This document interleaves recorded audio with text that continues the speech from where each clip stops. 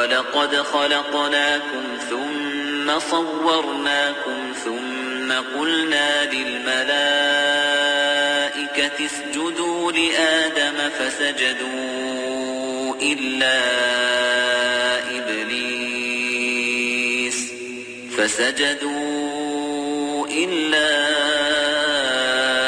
إِبْلِيسَ لَمْ يَكُنْ مِنَ السَّاجِدِينَ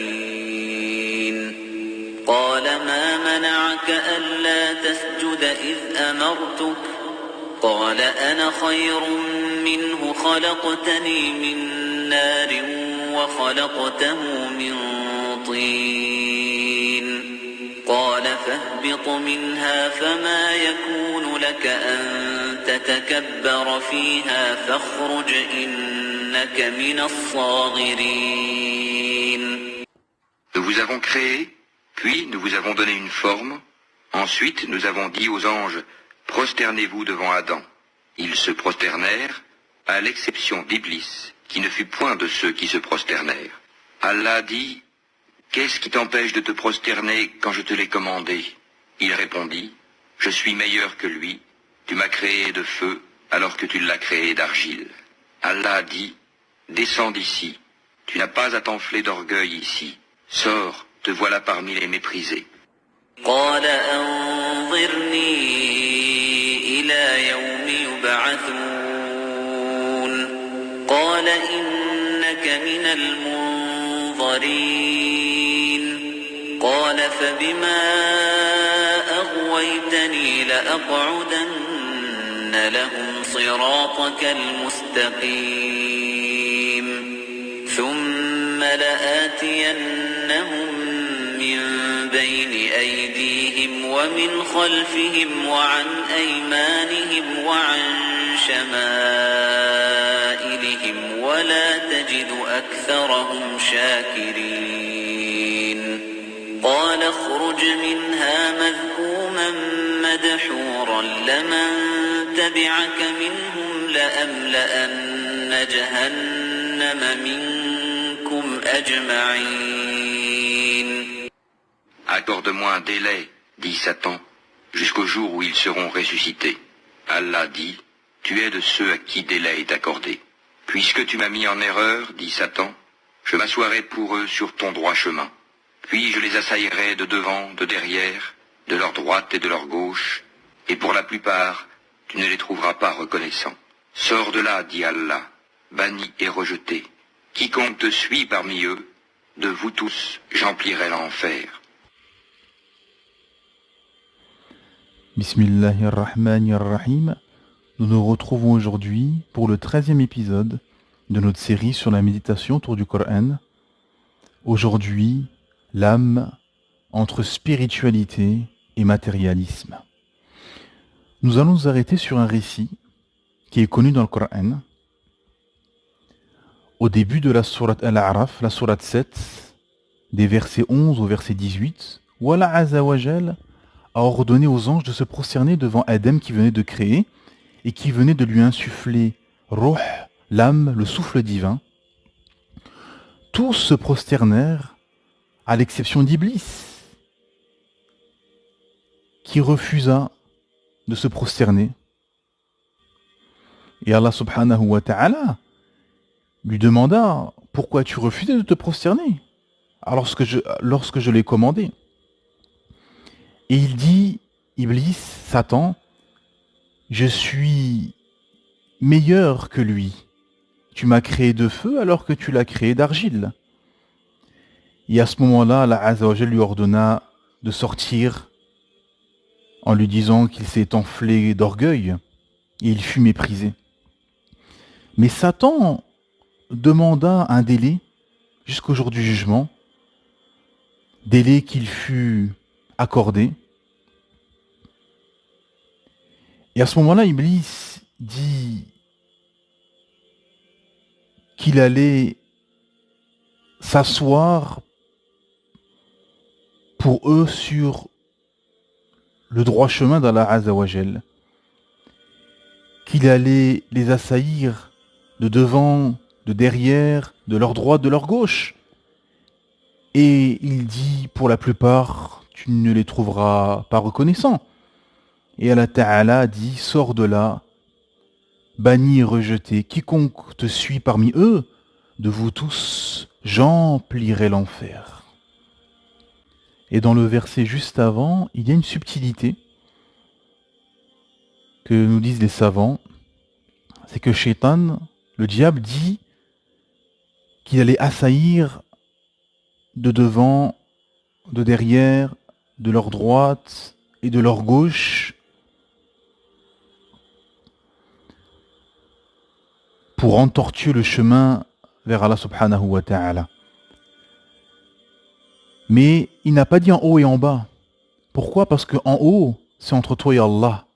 Et il n'y a personne qui peut interférer entre toi et Allah Azza wa Jal. Et en dessous, c'est sous la terre, c'est le monde des morts. Et là, Shaitan, le diable, n'a plus d'intérêt et n'a plus d'influence pour et sur les morts. Et nous allons nous arrêter sur deux aspects de cette scène, très intéressants en fait, et très importants. Premièrement, cette scène nous montre la méthodologie et le mécanisme de pensée des ennemis d'Allah et des ennemis, des serviteurs du tout miséricordieux et du Créateur Allah Azza wa Jal. En effet, premièrement, c'est que déjà, on note qu'il a estimé, que Satan a estimé que le feu était meilleur que l'argile, chose sur laquelle il n'avait aucune science et que Allah Azza wa Jal n'a pas décrété. Car Allah Azza wa Jal n'a pas dit que le feu était meilleur que l'argile ou que l'argile était meilleure que le feu. Donc c'est une interprétation personnelle et une orgueil, parce que ça a l'arrangé de dire ça, que le feu était meilleur que l'argile, car il est de feu. Donc c'est un parti pris.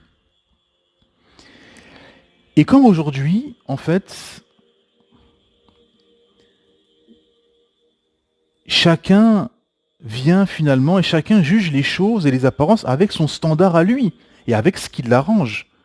Par exemple, dans les sociétés occidentales qui combattent l'islam, on voit que une femme dévoilée est considérée comme meilleure qu'une femme voilée, selon les critères occidentaux. Qu'une femme carriériste qui passe sa vie à l'extérieur est considérée comme meilleure qu'une femme qui reste à la maison, qui se préserve et qui élève et éduque ses enfants. On a eu notamment ces derniers jours une polémique sur les réseaux sociaux avec l'âge de notre mère Aïcha, la femme du prophète Mohammed, sallallahu alayhi wa sallam, qui est de 9 ans. Et certains prédicateurs musulmans ont débattu avec les ennemis de l'islam par rapport à l'âge. Et ce que j'ai expliqué justement sur Twitter, c'est que c'est un piège de rentrer dans l'âge justement. Parce que si vous rentrez dans l'âge, à ce moment-là, chacun va venir avec son standard. Chacun va venir avec son standard contemporain, et ceci est un piège. Il faut tout simplement parler de la loi religieuse, globale et universelle finalement qui a fait loi dans toute l'histoire de l'humanité pour estimer la majorité d'une fille ou d'un garçon qui est la puberté. Et c'est la puberté qui fait loi. Mukallaf, ce qu'on dit en arabe islamiquement parlant. Quand l'enfant est mukallaf et pubère, à ce moment-là, il est majeur. Et c'est ça qui fait loi. Et c'est ça qui a toujours fait loi dans l'histoire de l'humanité. C'est la puberté. Et les signes de la puberté sont connus. Et ceci est prodigieux et intemporel parce que chaque endroit du monde a la puberté. Certains endroits, c'est plus tard, certains endroits, c'est plus tôt. Car la puberté change en fonction des endroits et en fonction des personnes. Certains c'est à 10 ans, certains c'est à 12 ans, certains c'est à 16 ans. On a même entendu dans des endroits, des pays du nord de l'Europe, où certaines filles ont eu leur puberté à 18 ans, voire 19 ans. Et ceci est connu scientifiquement que les endroits chauds, les filles dans les endroits chauds ont des pubertés qui viennent plus tôt. Et ça, c'est connu. Donc c'est pour ça que si tu t'engouffres, par exemple, dans l'âge, à ce moment-là, ça peut être un piège parce que chacun va venir avec son standard. Aujourd'hui, il y a des pays où la majorité a 16 ans, d'autres pays c'est 18 ans. Certains États d'Amérique, c'est 21 ans, la majorité. C'est pour ça que pour sortir de cette ambiguïté, il faut amener tout simplement la règle religieuse et qui était une règle universelle. Jusqu'à arriver aujourd'hui avec tous ces âges délirants qui sont incompatibles et incohérentes avec la réalité de chacun et de la biologie des uns et des autres et de la morphologie des uns et des autres. Et dans les standards, quelqu'un qui se soumet à ses passions sera mieux vu et sera considéré comme meilleur que quelqu'un qui se soumet à son créateur Allah Azza wa Jal. Quelqu'un qui a une voiture sera mieux vu et sera considéré comme meilleur que celui qui a un âne pour se déplacer, par exemple. L'ère contemporaine est vue mieux que le Moyen-Âge. Le Moyen-Âge est toujours considéré comme une époque révolue et une époque qui est mal vue et qui était mauvaise, alors qu'il y a plein de bienfaits et plein de choses qui étaient meilleures au Moyen-Âge qu'aujourd'hui dans les sociétés occidentales. Sur les valeurs traditionnelles de la famille, sur la morale, etc. Et le système des hommes est vu comme meilleur que le système divin. Et ceci est le malheur contemporain. En effet. Et tout ceci est une voie diabolique, comme Iblis, qui a dit que le feu était meilleur que l'argile. Et ceux qui prennent cette voie prennent une voie diabolique, car ils estiment des choses selon leurs émotions, selon leurs passions et selon leurs raisons limitées et erronées. Et ceci est encore plus trompeur quand tout le monde suit un standard, suit une façon de vivre, suit un paradigme. En effet, l'athée va se conforter dans son athéisme dans une société acquise à la cause de l'athéisme où l'écrasante majorité sont athées. Une femme carriériste qui, dans une époque ou dans une société où toutes les femmes courent dans les temples du travail, sont des carriéristes à courir dans les temples du travail, va se conforter dans cette méthodologie de pensée carriériste. Donc ceci nous montre que les gens qui jugeront selon leurs standards et leurs paradigmes contemporains prennent en réalité une voie diabolique, comme Satan qui a jugé que le feu était meilleur que l'argile, tout simplement car ceci l'arrangeait, pour ne pas se prosterner. Et c'est exactement ce qui se passe aujourd'hui. C'est que les gens, pour ne pas se soumettre à leur créateur, Allah Azza wa Jal, ne pas embrasser l'islam avec tout ce que cela implique, les adorations, les prosternations, les prières, le jeûne du ramadan, les ablutions, le voile, l'abandon des passions et des tentations, etc. Ah ben, pour éviter ceci, ils vont justifier ceci en estimant que leur standard était meilleur. Pourquoi ? Parce que ceci leur permet d'assouvir leur passion. Comme cette journaliste qui a dit sur un plateau de télé « Je chéris tous les jours d'être dans un pays laïque. Et je chéris la laïcité tous les jours, oui, parce que la laïcité te permet d'assouvir tes passions et de vivre en libertine. » Voilà la réalité. C'est pour ça qu'aujourd'hui les gens chérissent la laïcité et s'enorgueillissent de la laïcité et élèvent la laïcité parce que la laïcité leur permet de vivre en libertin. La deuxième analyse et la deuxième chose qui est intéressante dans cette scène où Satan a refusé de se prosterner, c'est qu'il n'a pas vu et il n'a pas analysé que cette créature, Édem, avait le souffle divin. Et en ce sens, il a juste analysé le corps et le matériel. Et comme aujourd'hui, le système matérialiste fait que l'individu ne compte plus finalement. Il est juste un employé. Et quand il est en dehors des temples du travail, il est un consommateur. Et avec justement la laïcité et ces systèmes laïques contemporains, a fait que l'humain finalement est une page blanche sur pattes, sans croyance, sans personnalité, sans conviction, sans opinion. Non, il suit juste la matrice. Il n'est qu'un tas de viande, un tas de molécules sur pattes, qui doit errer comme un mouton à l'abattoir du matériel et du travail. Et son âme ne compte plus. Et finalement, l'âme de tous ces gens ne leur appartient plus. Oui, car quand tu te soumets au système des hommes, ton esprit leur appartient à ce moment-là. Car dans une société acquise à la cause du matériel, le spirituel doit être mis sous cloche et ne plus exister dans le public. Ceci a été l'assignation à résidence de l'Église et des chrétiens autrefois, et aujourd'hui, c'est l'islam et les musulmans qui sont combattus en Occident.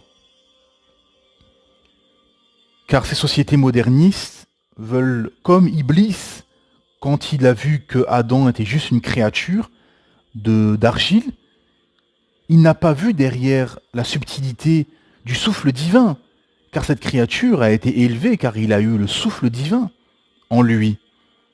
L'âme insufflée par Allah subhanahu wa ta'ala.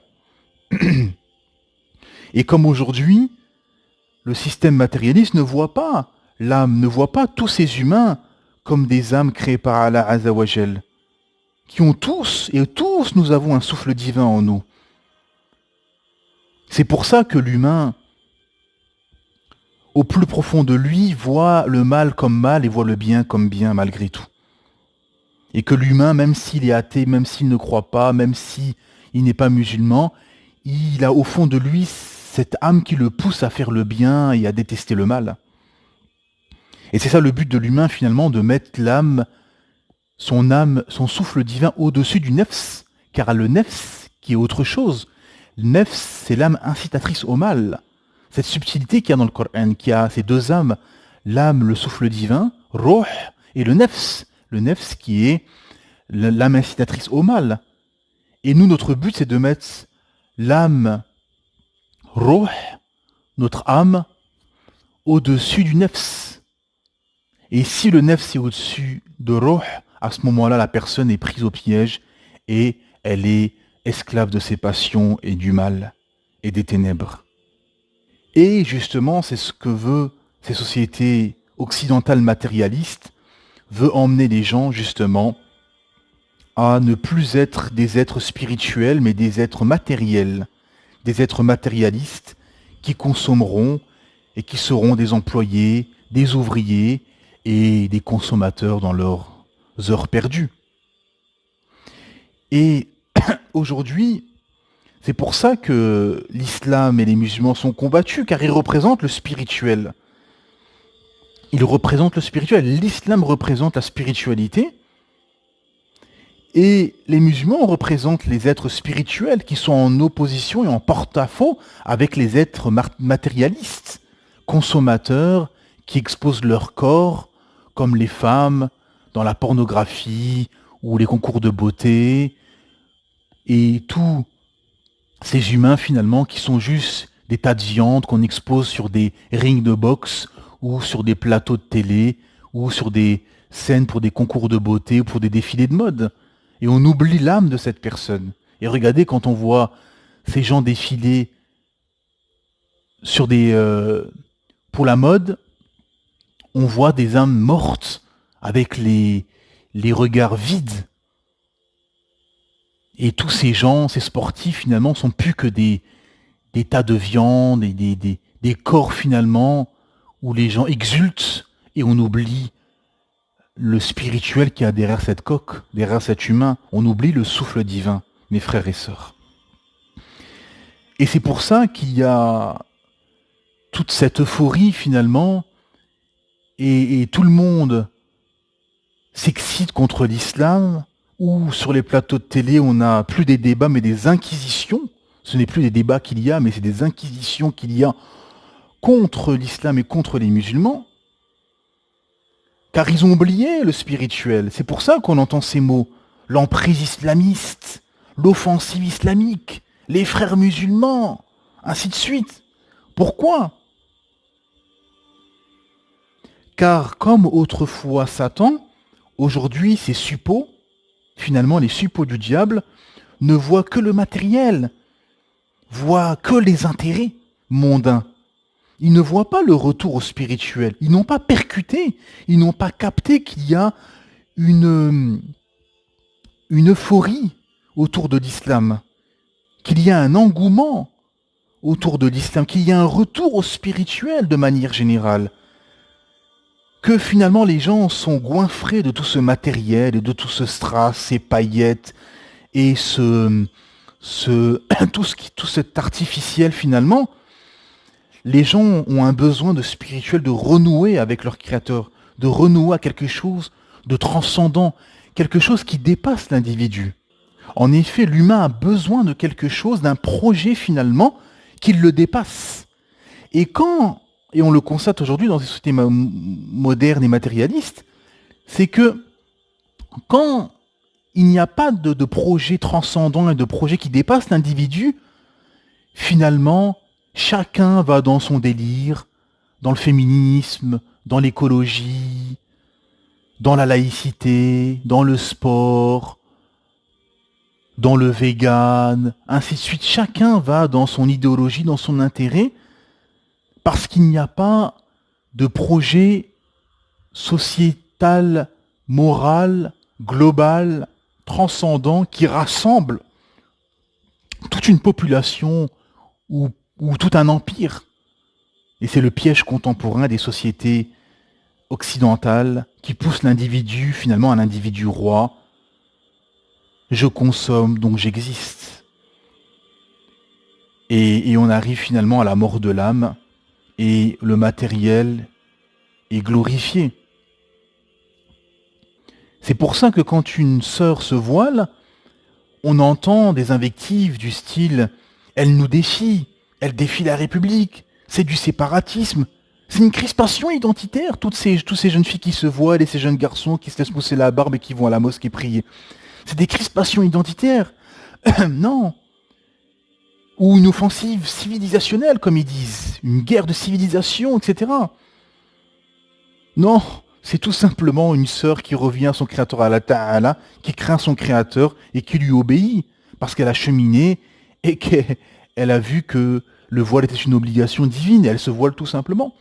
Mais ceci échappe aux ennemis de l'islam qui sont complètement aveuglés par le matériel et qui voient juste le matériel mais ils ne voient pas le spirituel derrière. Ils ne voient pas que ces jeunes filles et ces jeunes garçons qui reviennent vers la religion, comme ils disent souvent sur les plateaux de télé, les jeunes sont plus religieux que les anciens. Pourquoi ? Parce qu'il y a un retour du religieux. Et pourquoi ? Parce que ces gens ont une soif de spiritualité, pardon. Car Allah Ta'ala a créé l'humain pour l'adorer. Et l'adoration, comme disent les savants, c'est comme manger, boire ou dormir. S'il n'y a pas d'adoration, l'âme elle va dépérir et mourir à terme. Et ils sont dans une paranoïa parce qu'ils ne comprennent pas tout ça.